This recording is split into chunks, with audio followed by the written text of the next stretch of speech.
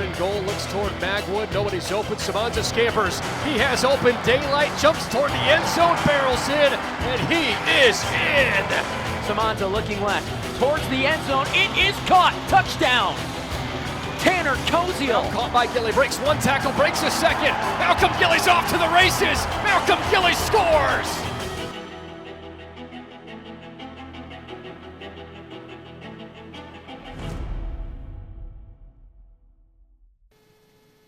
Thanks for joining us for another episode of Linking the Chains. I'm Isaiah Rosner, and I'm joined by Roen Elbert. Roen, thanks for joining me. We've done a few games together now. I think this will be our third activity doing together. So thank you for coming on. And, man, we've got a doozy of a game to recap, don't we? Oh, yeah, totally. And first off, Isaiah, thank you for having me. It's a pleasure for sure. Well, 37-35, Ball State beats Kent State. And, I mean, just first of all, the first win in the Mid-American Conference, I feel like that could do a lot for the conference, or for the confidence, I should say, of Ball State. I mean, you had the win over Missouri State, but of course this is also their first FBS win as well as their first conference win. So, man, how huge is that for Ball State's confidence? Oh, absolutely. To not only get a win in the MAC, but also against a team like Kent State, which I know the record says 0-6. They haven't been good all year, but at this point in the season, this team is hungry for that first win, really more than ever. They are scratching and clawing for everything they can get, and I think that was a key reason to why that game was so close. So absolutely, that is a big win for Ball State. And when it comes down to performance, I would even say it was the best game they played all season. Yeah, I mean, it's hard to argue with that. The first win, I mean, the one against Central Michigan was pretty solid as well, but of course they couldn't quite pull that one out. So Kent State letting Ball State get their first win. Still haven't had one in or at Schumann Stadium yet, but I think that is coming. But Ball State 37-35 over Kent State. Kent State wins the yards battle 461-406. So I thought that was really interesting. But how about the rushing D, the improvement with the defense rushing-wise? I mean, it's incredible when you look at the numbers. They allowed 67 rushing yards, which is the second lowest of the season behind the one against Missouri State. That was 62. But the third lowest of the season, or the second lowest in the FBS, was 192. So before this, they hadn't allowed fewer than 192, and all the other games were 200 plus. So, man, what changed in this game? I feel like it was a lot of both defensive line and linebackers, but how about that running defense improvement, Roen? Oh, absolutely. And I think it just came down to finishing. There were a lot of times, especially in the Western Michigan game, where they had the running game where they wanted it to be, but they just couldn't finish. They couldn't capitalize in the backfield where they could have.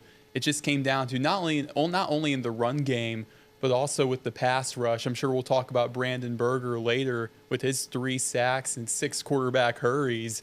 But it's just a matter of finishing, and that's what the Cardinals did. Well, yeah, let's talk about Berger a little bit, because defensively, yeah, 3 sacks for Berger, and Ball State having some other sacks as well. What was that? 5 total sacks, might have been 6 on the game. I should have it here somewhere, but either way, I mean,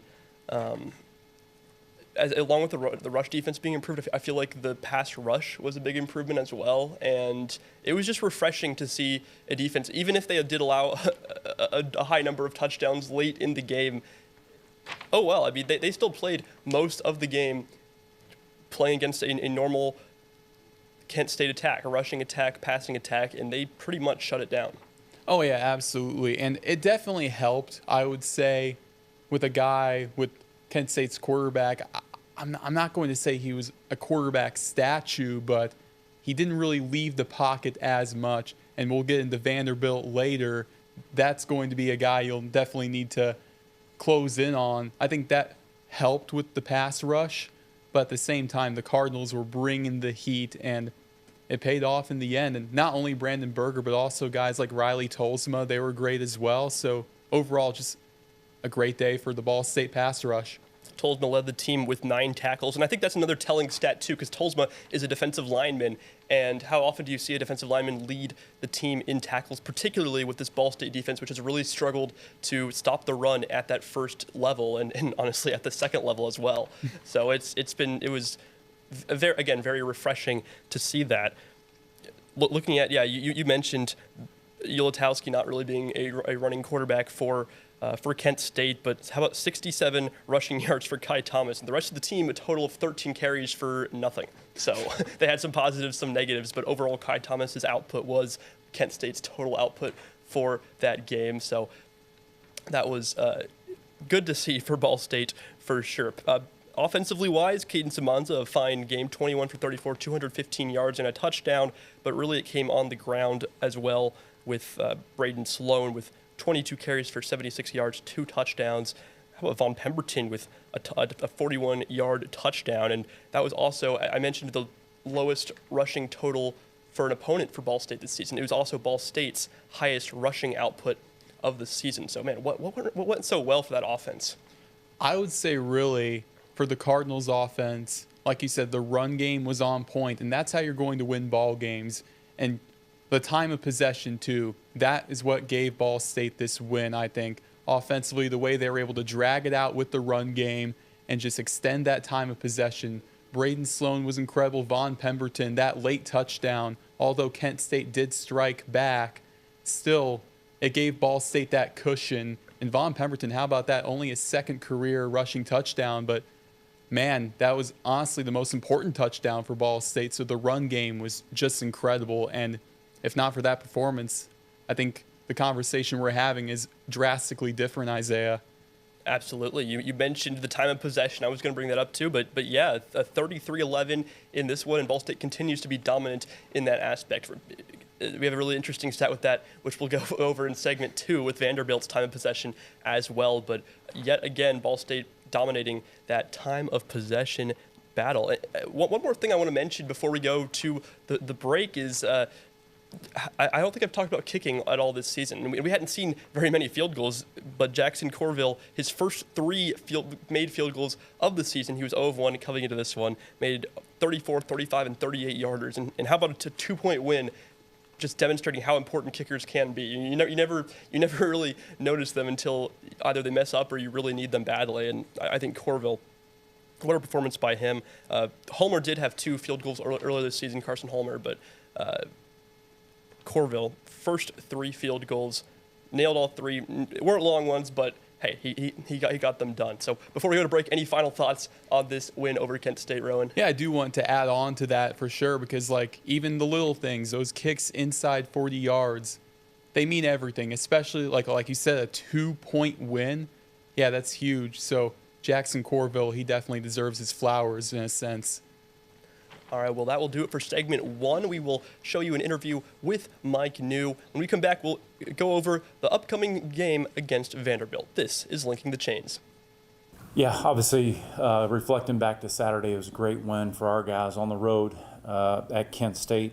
You know, obviously there's some things, especially at the end of the game, last 10, 15 plays, that we need to get cleaned up. You know, obviously it was extremely emotional there, stressful, all the above. On the sideline, but at the end of the day, it was a great win for our guys. I really wanted to point out just the guys in the trenches, both the offensive line and the front 7 there defensively.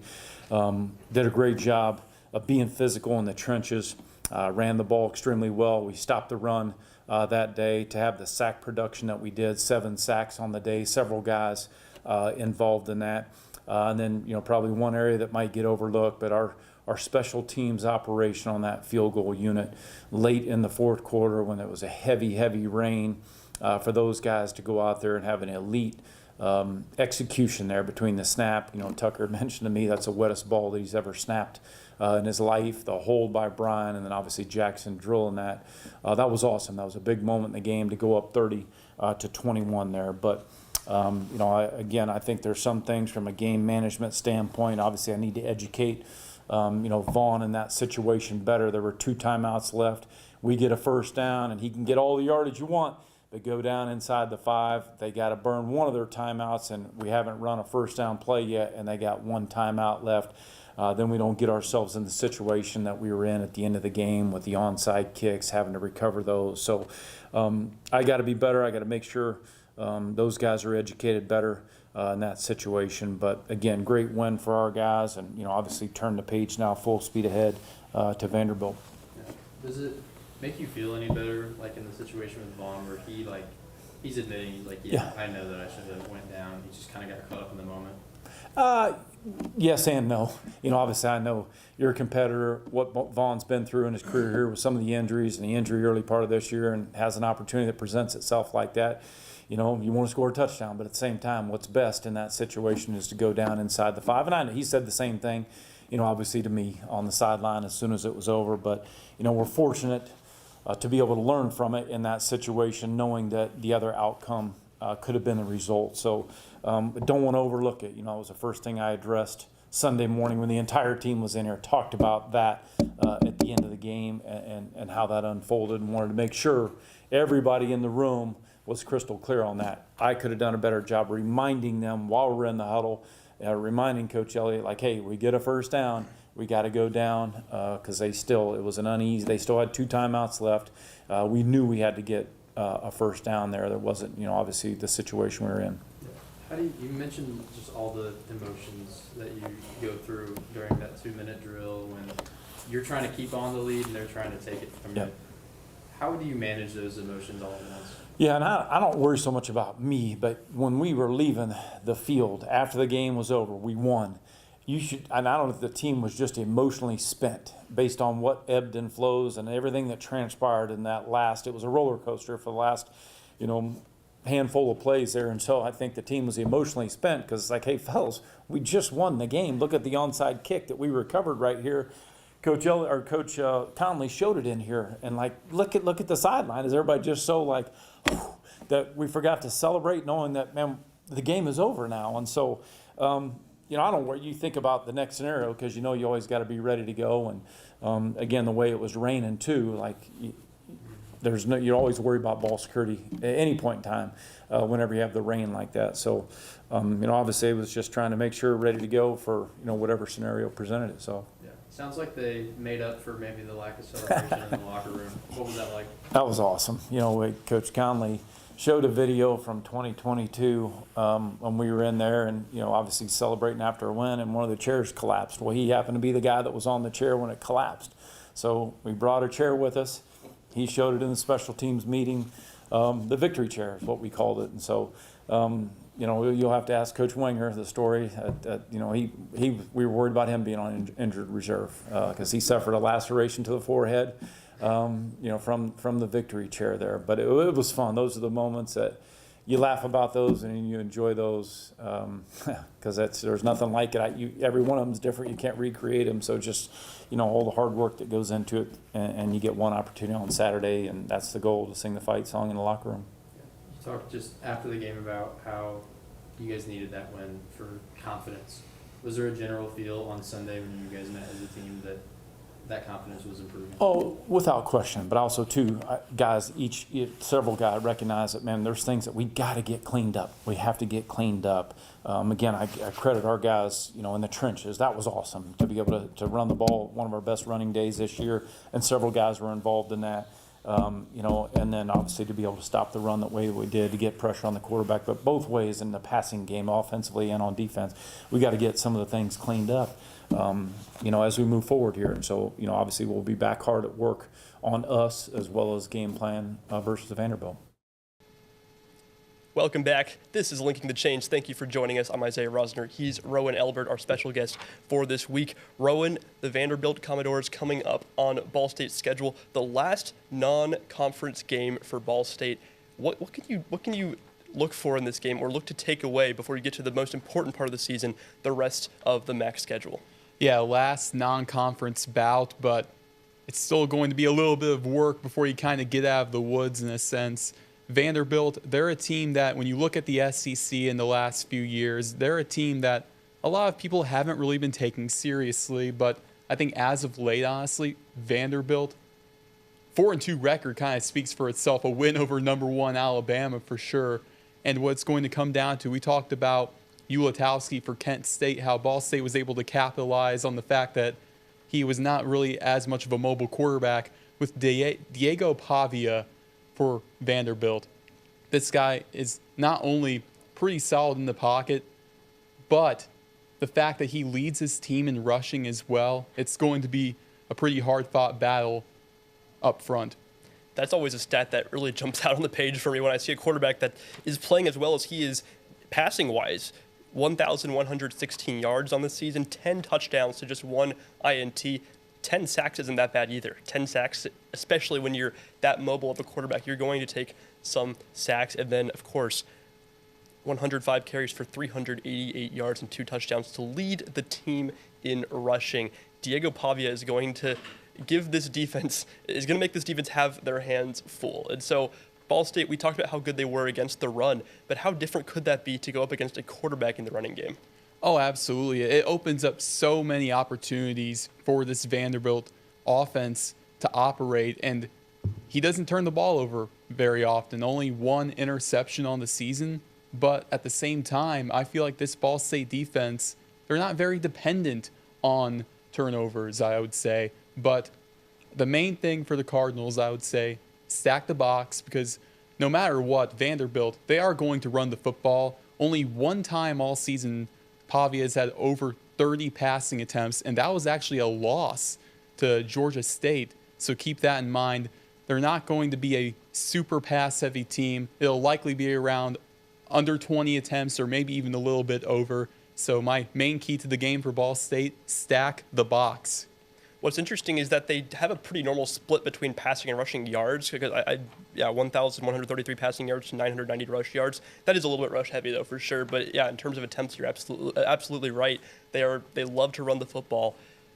But I have to wonder how much, if Ball State does stack the box, if they'll start going more into that passing game. So it should be interesting to see how that plays out. What I'm wondering, though, is could this be kind of a trap game for Vanderbilt? I mean, they're going up against another number 1 team. They of course, beat number 1 Bama, as you mentioned. And then next week, or a week after this game, they're going up against number 1 Texas now. And so they have a chance for their second number 1 beat of the season, which would be absolutely incredible. But I wonder, and I guess as a Ball State, I guess if you're a Ball State fan, you're sort of hoping, and I wonder if Vanderbilt will kind of look over Ball State and just assume they have an easy victory and think more about Texas.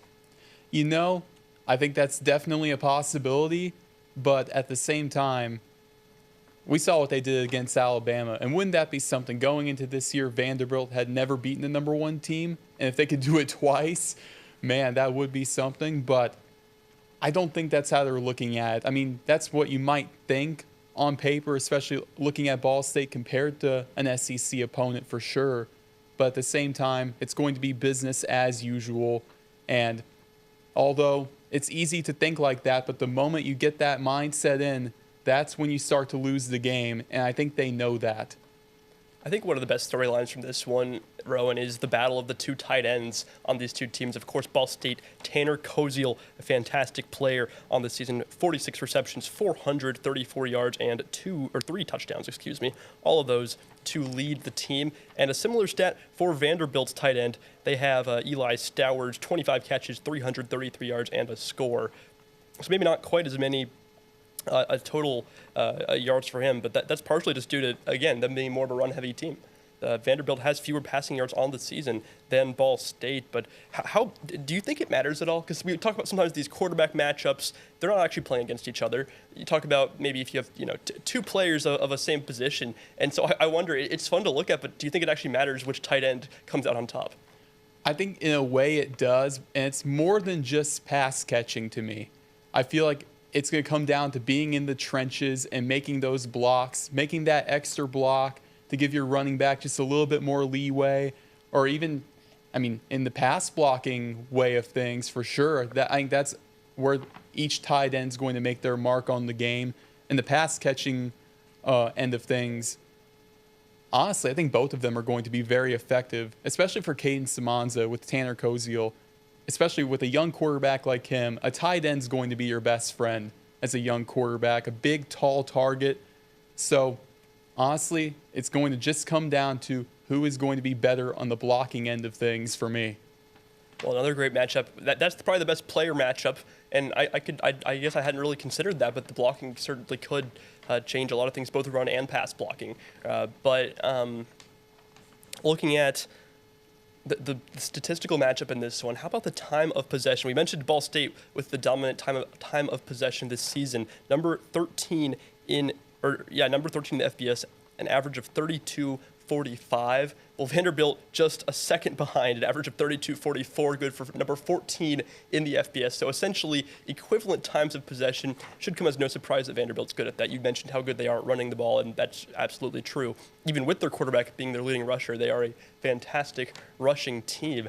And so, do you think the time of possession battle, because I do, but what are your thoughts? Do you think the time of possession battle could really dictate how this game plays out? And not only will it dictate it, I think it may decide it, honestly. Because, look at Ball State. They're a team that win against Kent State, it came down to time of possession. It came down to that Von Pemberton touchdown. Braden Sloan was incredible. It comes down to just running the ball and doing it at an elite level. And for Ball State, when it comes to containing the run, like I mentioned, it was a key to the win against Kent State. It's going to be the key to the game against Vanderbilt.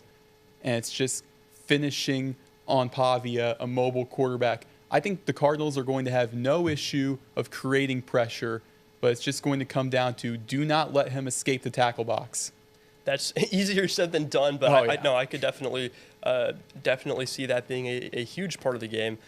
Because you're going to have designed runs as well as improvised runs, and those improvised runs can really be the ones that kill you. When you get Vanderbilt or get any team that has a talented quarterback into a third and long, a clear passing situation, there's nothing more frustrating than watching the quarterback escape some pressure and just run for a first down. So that's something that, hey, it might happen once, it might happen twice, but if you let that become a significant part of the game, a consistent thing for Vandy, then that's when you're going to get into trouble as Ball State. But I think they definitely have the speed on defense to counter that.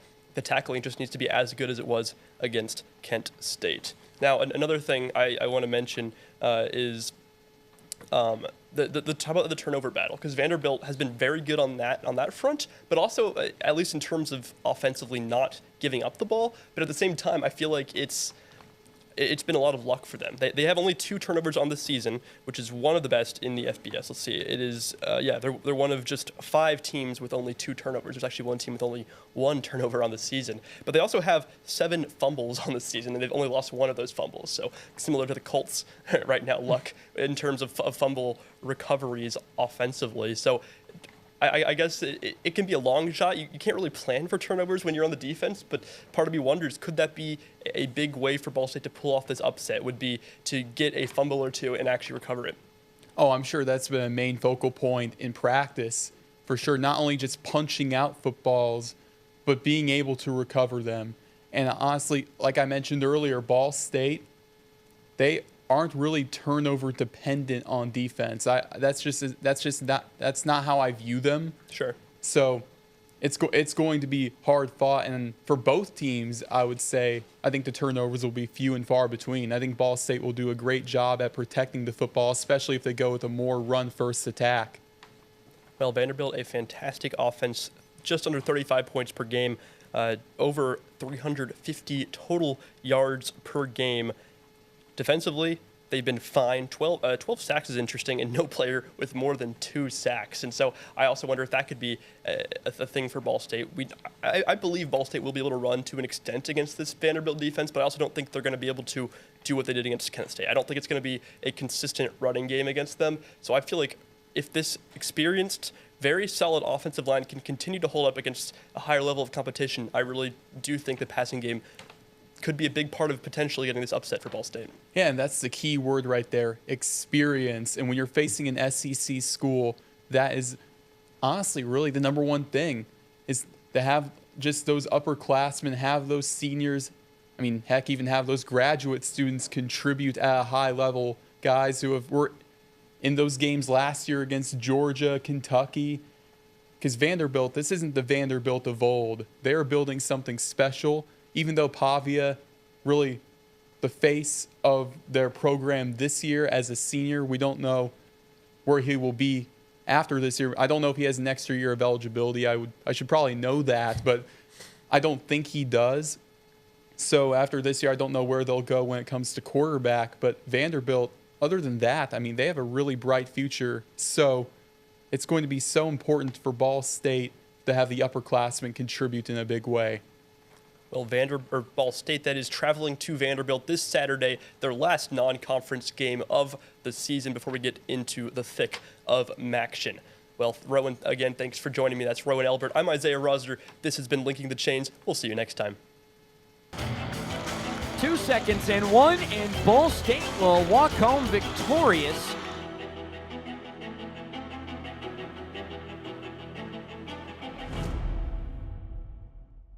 Linking the Chains is hosted and produced weekly by Isaiah Rosner. This has been a production of Ball State Sports Link.